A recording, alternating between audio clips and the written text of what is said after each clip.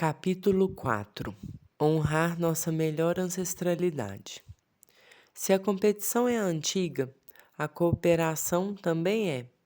Usando um conceito amplo, capaz de abranger a vida em colônias e a simbiose, pode-se supor que interações cooperativas, seja entre indivíduos da mesma espécie, seja entre espécies diferentes, existiram desde o início da vida na Terra. A trajetória dos seres humanos, porém, levou a cooperação a patamares completamente novos. Na palavra dos historiador israelense Yuval Harari, os sapiens podem cooperar de maneiras extremamente flexíveis com um número incontáveis de estranhos, e é por isso que os sapiens governam o mundo, ao passo que as formigas comem nossos restos e os chimpanzés estão trancados em zoológicos e laboratórios de pesquisa. Somos o resultado de um longuíssimo percurso cooperativo, e a valorização desse caminho é nossa melhor chance de seguirmos evoluindo. Se quisermos permanecer no planeta, precisamos levar a sério os saberes sobre o respeito e o amor propagados por quase todas as religiões e tradições. No hinduísmo, no budismo e no cristianismo, religiões que somadas concentram mais da metade da população humana, bondade, generosidade, partilha e respeito ao próximo são valores fundamentais. Quem fala em nome de Krishna, Buda ou Cristo, mas pratica preconceito, intolerância e violência, é anti-Krishna, anti-Buda e anti-Cristo. O que fazer com os seres humanos que insistem em emular demônios? Nem matar, nem prender resolve o problema em sua essência. É preciso buscar a transformação profunda dos afetos e comportamentos, seja por intermédio da conversão religiosa a valores superiores, seja através de vivências terapêuticas que permitam compreender a maravilha que é existir, o privilégio de ser e o valor que a vida tem. Entre diversos povos da África Ocidental, como Malinke, Bambara, Fula, Alçá, Songhai, Tuculoor, Moci, Dagomba, Wolof e Sererê, os homens chamados de griots ou djelis protagonizam um papel social muito importante na educação das crianças e no aconselhamento de governantes. Os griots são exímios trovadores e contadores de histórias, repositórios vivos das tradições orais que utilizam a poesia, o canto, a música instrumental e a dança para transmitir às novas gerações mitos, lendas, contos e épicos dos ancestrais. Nas palavras do griot Toumani Kouyaté, nascido em Burkina Faso, tudo está nos mitos: ciência, astronomia, astrologia, biologia, física, matemática, literatura, tudo isso está nos mitos. Um exemplo mitológico de educador com impacto verdadeiramente planetário foi dado por Vicente Ferreira Pastinha, conhecido como Mestre Pastinha, nascido em 1889 na cidade de Salvador. Filho de uma negra baiana e de um migrante espanhol, aos 8 anos começou a treinar capoeira com um africano chamado Benedito para se defender das agressões de um menino maior. Todo mundo gosta de vencer. O difícil é aprender a cair, a levantar e a se esquivar com um sorriso no rosto e a nova demanda para jogar. As antigas mandingas ensinadas por Mestre Benedito a Vicente em pouco tempo permitiram que os conflitos da juventude fossem superados. O garoto franzino se tornou ágil como um gato e depois passou a ensinar sua arte, hoje chamada capoeira Angola. Inteligente, habilidoso e versátil, Vicente trabalhou na juventude como marinheiro, jornaleiro, pintor, alfaiate e leão de chácara, entre outros ofícios. Em 1941, fundou no Pelourinho, bem perto da igreja de Nossa Senhora do Rosário dos Pretos, a primeira escola de capoeira Angola, um pulsante polo cultural que por 3 décadas conectou diversas expressões populares da Bahia a intelectuais de alcance internacional, como o escritor Jorge Amado, o artista plástico Caribé, o fotógrafo, etnólogo e babalaô Pierre Fatum Verger e os filósofos Simone de Beauvoir e Jean-Paul Sartre.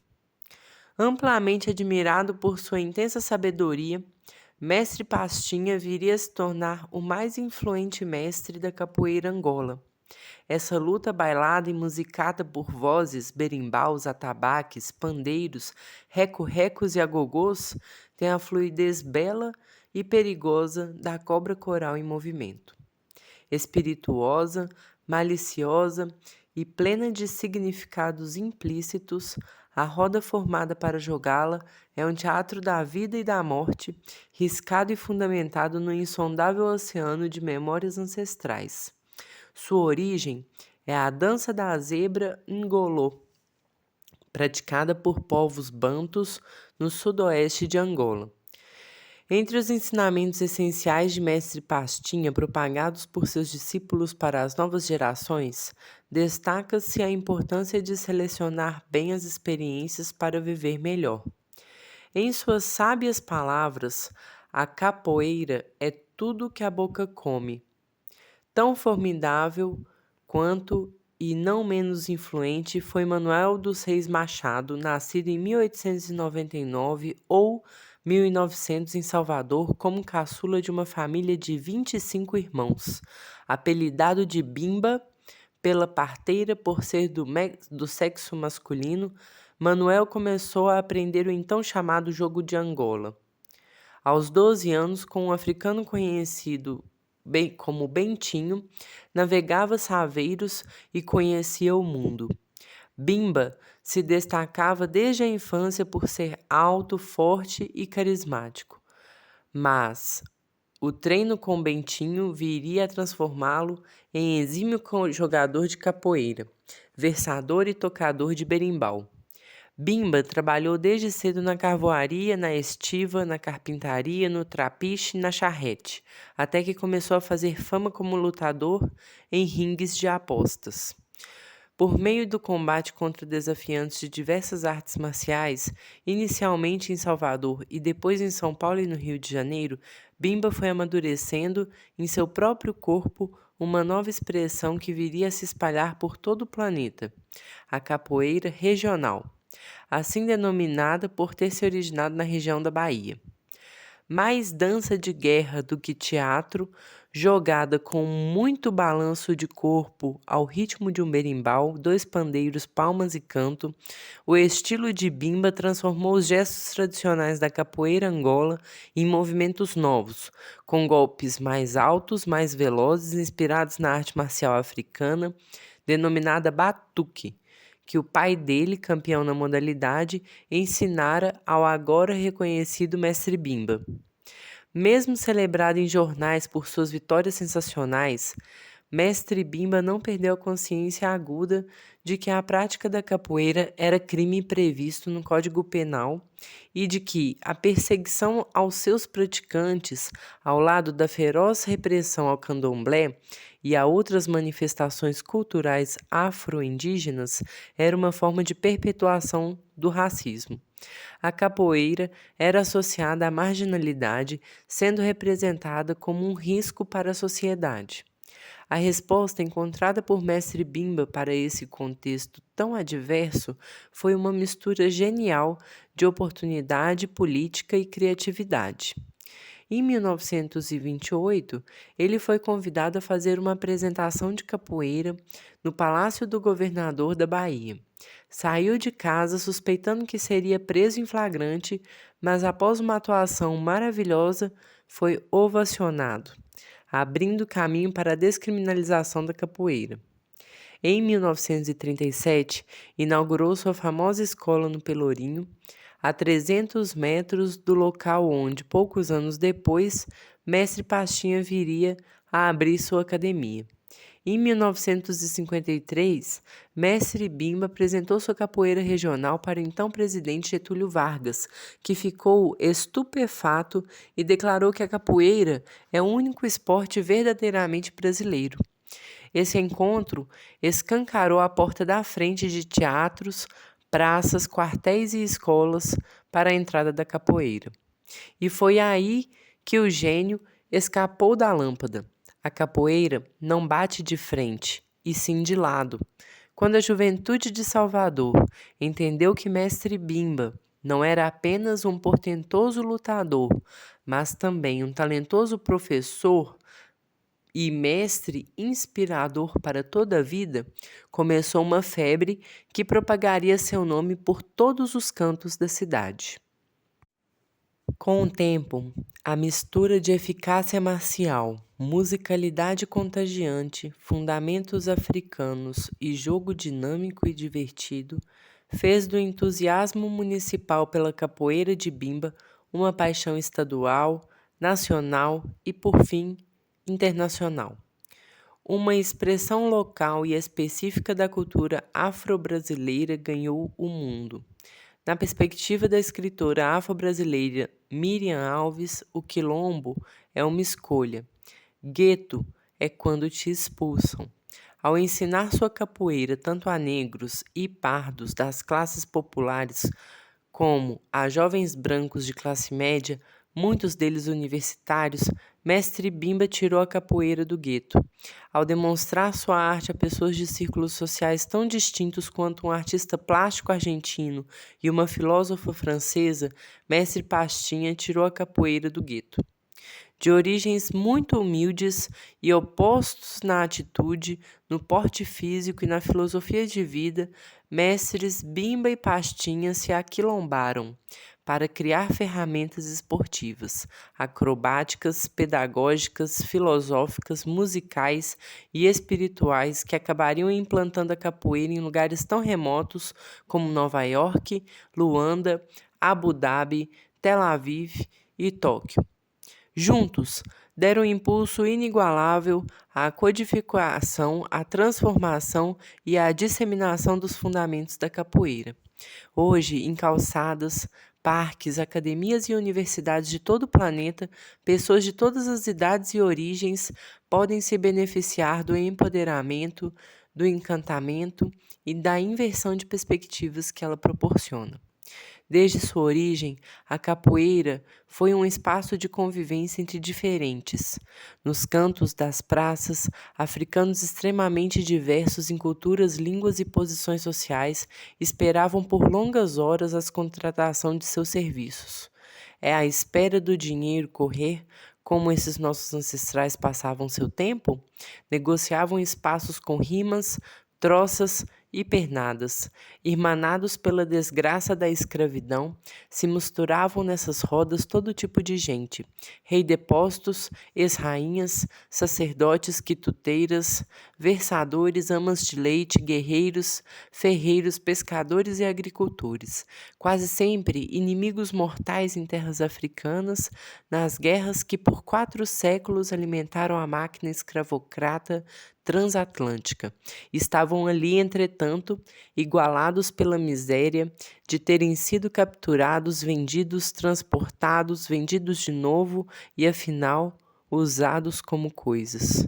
De certo, precisavam dar vazão a frustrações, afirmar identidades e libertar corpos e mentes. Precisavam também se preparar para a violência e, sobretudo, se esquivar dela, pois quem foi escravizado já não pode arriscar perder mais nada.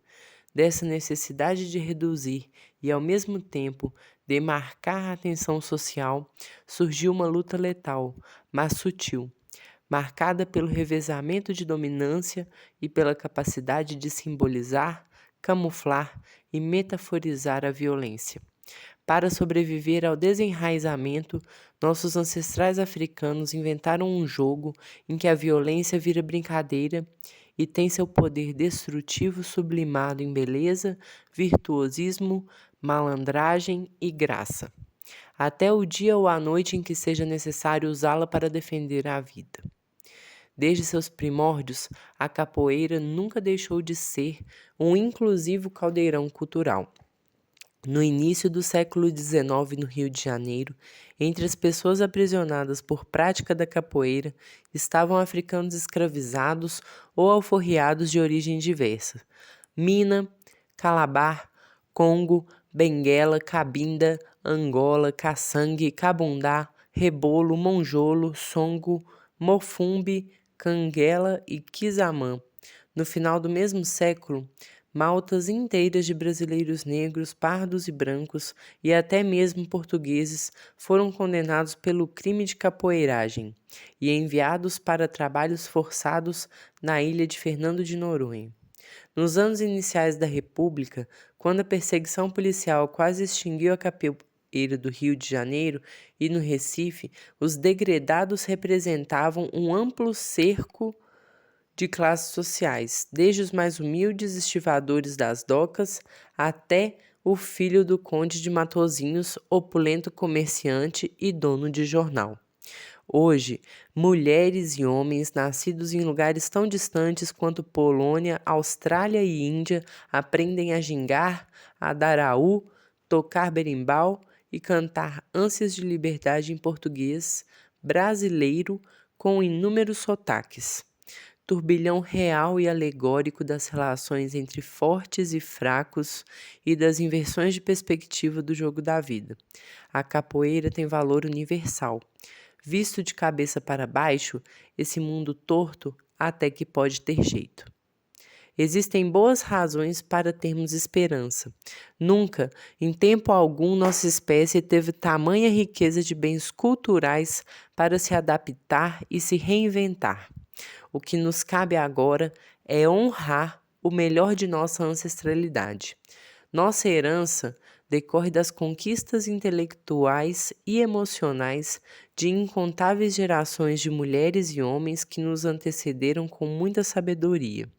Se hoje temos capoeira, yoga, skate, surf, psicoterapia e hemogramas, é por causa da inteligência criativa de quem veio antes de nós. Se hoje podemos tomar vacinas, usar celulares, computadores e internet, é por causa da curiosidade do trabalho árduo de nossos brilhantes ancestrais. Se hoje podemos a qualquer instante vibrar com Nina Simone, chorar com Edith Piaf, rimar com Mestre Bully, requebrar com Fela Kuti ou pulsar com os tambores japoneses do grupo Kodo, é por causa do trabalho desses artistas geniais e de inúmeras pessoas envolvidas na criação, na confecção e na veiculação desses sons, do último arquivo de áudio que circula no planeta até o primeiro tambor inventado na África na aurora dos tempos, provavelmente parecido com o gnoma dos povos bantôs, que por sua vez deu origem ao atabaque, à conga e todas as suas variantes. A história dessa família de instrumentos musicais ilustra o fato de que as perdas causadas pela perseguição de grupos sociais específicos só podem ser de algum modo compensadas pelo resgate ativo e disseminador do acervo cultural do passado. Entre os séculos 17 e 19, nos territórios que hoje são os Estados Unidos da América, africanos escravizados foram culturalmente reprimidos até a quase completa extinção de suas tradições. O uso de tambores tocados com mãos ou varetas, essenciais a tantas práticas religiosas, artes marciais e celebrações dos povos da África Ocidental, exemplifica o processo de massacre cultural a que estes foram submetidos. Durante o contrabando de homens e mulheres capturados na África rumo à América, nos porões dos navios negreiros, o uso de tambores era encorajado para manter o moral diante da mortandade por maus tratos. Com os sobreviventes nessa travessia infernal, chegaram à América as danças, os tambores, os golpes de bambola, de calinda, do Congo e da jubá. Entretanto, ao desembarcarem e finalmente chegarem às grandes plantações de algodão, para trabalho forçado e sem pagamento até o último dia de suas vidas, as pessoas escravizadas já não podiam mais tocar seus instrumentos. Os escravagistas brancos cedo compreenderam que os africanos precisavam dos instrumentos de percussão para manter sua coesão social, sua identidade cultural e sua luta política. Os tocadores da África Ocidental cultivavam códigos que permitiam aos seus tambores falar, possibilitando a troca de mensagens à distância. Para reprimir tal comunicação na preparação de rebeliões, os senhores de escravos chegavam a cortar as mãos dos tocadores de tambor. Ao contrário do que ocorreu no Brasil e em outros países da América, nos Estados Unidos, a supressão desses instrumentos foi completa, eliminando qualquer resquício ao final do século XIX. A despeito de toda essa repressão, a necessidade de expressão rítmica dos negros estadunidenses levou ao desenvolvimento de técnicas percussivas com a voz, as mãos, os pés que estão na base do sapateado, do soul, do spiritual, do blues e do jazz. O instrumento que toca mais fundo no coração fez um percurso tortuoso para voltar aos Estados Unidos. No século XX, depois de quase 100 anos sem a presença de tambores no país, a conga voltou e se disseminou, estando hoje presente em bandas de inúmeros gêneros musicais de todo o planeta. E pelo caminho da conga passaram o djembe, o batá e uma miríade de tambores africanos que diferem em tamanho, aparência e modo de usar, mas coincidem num ponto essencial: tocam profundamente nossa emoção. O ritmo é a base da música e seu exercício, tanto como estímulo auditivo quanto movimento circular de mãos e braços, tem efeitos terapêuticos. Todas e todos têm o direito de se beneficiar da maravilha do toque e do som dos tambores. Esse exemplo permite apreciar a enormidade da riqueza de ideias e comportamentos acumulados por nossa espécie. Assim como os tambores, tudo que nossos ancestrais nos legaram em todos os recantos do planeta constitui nossa herança comum. Nas palavras do mestre João Angoleiro, liderança artística, cultural e espiritual de Belo Horizonte, fundador do grupo Associação Cultural Eu Sou Angoleiro, acesa, o encontro de culturas permite vivenciar várias formas de saberes tradicionais que estão guardadas no bumba meu boi, na capoeira angola, no tambor de crioula, na dança afro-brasileira, no samba de raiz, nos brinquedos e brincadeiras antigos. Identidade para nós, guardiões, homens da cultura, é questão de sobrevivência, é questão de vida ou morte, porque sem identidade não se produz nem a serotonina necessária para produzir alegria no dia a dia e dar sentido à nossa vida. Portanto, o que está em jogo são nossas últimas fronteiras da humanidade. Por isso, estamos convidando vocês a se alimentar do que há de bom e de melhor, tanto de nossa culinária popular, tradicional, como também do alimento espiritual. A prática seletiva dos mais belos, saudáveis e eficazes saberes humanos aponta para uma alegria perene e um desenvolvimento cultural magnífico.